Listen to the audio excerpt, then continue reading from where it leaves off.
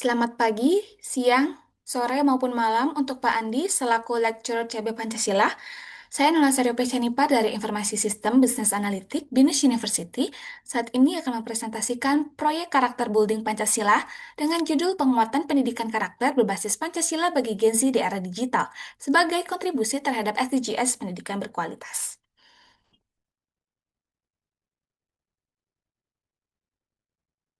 Nah, latar belakang kelompok kami yang ngambil topik ini, seperti yang kita tahu, kalau generasi Z tumbuh di era digital yang membawa dua sisi mata uang, di mana satu sisi akses informasi memang jadi sangat mudah, namun di sisi lain kita harus menghadapi tantangan yang serius, seperti hoak yang masif, cyberbullying yang meresahkan, pengaruh budaya asing yang menggerus jati diri, serta berkurangnya interaksi sosial langsung. Kondisi ini membuat nilai-nilai Pancasila seringkali terpinggirkan di dunia maya. Padahal, justru di era digital inilah kita membutuhkan pegangan moral yang kuat. Maka dari itu, perlu yang namanya pendekatan yang inovatif dan juga adaptif agar Pancasila tetap relevan bagi Gen Z.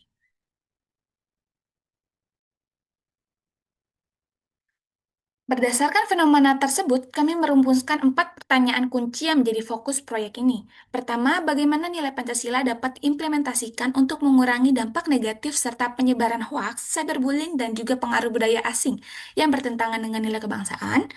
Kedua, strategi apa yang efektif untuk menumbuhkan kesadaran Gen Z tentang nilai gotong royong, persatuan, dan juga empati di tengah dominasi interaksi digital. Ketiga, bagaimana teknologi media dan media sosial dapat dimanfaatkan sebagai sarana menginternalisasi nilai-nilai Pancasila secara kreatif dan relevan dengan gaya hidup Gen Z. Keempat, apa peran strategis mahasiswa dalam mendesain model pembelajaran kolaboratif yang memadukan literasi digital dengan nilai-nilai Pancasila untuk mendukung SDGs pendidikan berkualitas? Selanjutnya, proyek ini sangat erat kaitannya dengan SDG 4, yaitu pendidikan berkualitas.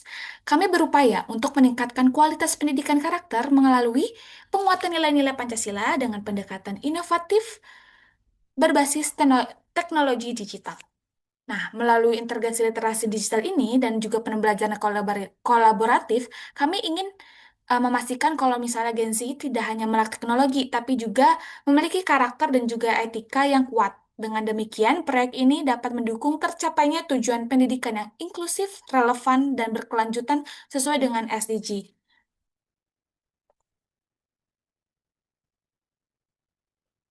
Nah, untuk menjawab pertanyaan-pertanyaan yang sebelumnya sudah dipaparkan, saya melakukan wawancara mendalam dengan Kayuni Suryani, seorang Gen Z yang sangat aktif di media sosial. Dari hasil wawancara terdapat 6 temuan yang saya temukan, 6 temuan kunci yang sangat enlightening selama wawancara. Di sini saya akan menjabarkannya, terdapat 6 ya. Nah, yang pertama, hoax dan disinformasi. Kayak ini menjelaskan kalau misalnya ia tuh sering menemukan berita palsu, terutama di bidang kecantikan karena beliau merupakan konten kreator yang terkait beauty. Nah, sebagai responnya, ia selalu memverifikasi informasi sebelum membagikannya, sebagai perwujudan nyata dari sila kelima Pancasila, di mana setiap individu itu memiliki tanggung jawab untuk tidak menyebarkan informasi yang merugikan masyarakat. Selanjutnya, kali ini juga pernah menyaksikan perundungan online yang dipicu oleh perbedaan pendapat, di mana pengalaman ini mengajarkannya untuk memegang teguh nilai kemanusiaan yang adil dan beradab dengan menahan diri dan dari komentar negatif dan selalu menghormati keberagaman pandangan.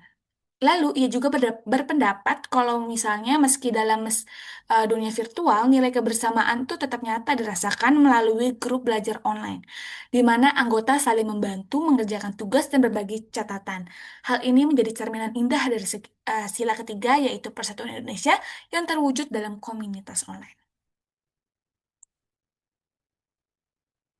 Nah, narasumber juga menyoroti pentingnya selektif terhadap budaya asing yang masuk melalui media sosial. Ia berpendapat bahwa Gen Z perlu bijak dalam menyaring tren global agar tetap sesuai dengan nilai kebangsaan. Selain itu, ia merasa media kreatif seperti video pendek, infografis, dan juga meme edukatif sangat efektif untuk menyampaikan nilai-nilai Pancasila secara ringan dan visual, sehingga lebih mudah untuk diterima oleh generasi muda.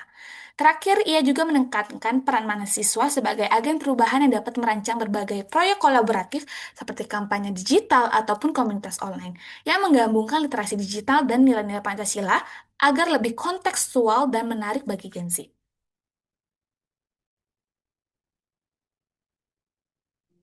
Berdasarkan temuan tersebut, kami berencana untuk mengembangkan sebuah podcast edukatif dengan karakteristik konten singkat namun bermakna, gaya sesuai preferensi Gen Z, serta integrasi pengalaman nyata dengan nilai Pancasila, di mana setiap episode mengangkat situasi real Gen Z, mengaitkannya dengan Pancasila, dan memberikan tips praktis bermedia sosial yang bertanggung jawab.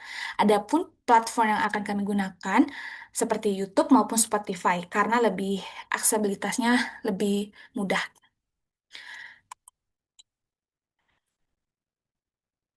Adapun sebagai refleksi pribadi, proyek ini mengajarkan ke diri saya betapa pentingnya integrasi literasi digital dan pendidikan karakter. Saya menyadari kalau misalnya Pancasila itu bukan hanya sekedar teori, melainkan pegangan hidup yang harusnya dihidupkan di dunia maya. Adapun pengalaman ini juga membantu membentuk saya menjadi pribadi yang lebih reflektif, kolaboratif, dan diharapkan siap menjadi agen perubahan positif di era digital. Sebagai penutup, dapat kita ketahui kalau misalnya nilai-nilai Pancasila itu sangat dibutuhkan di era digital.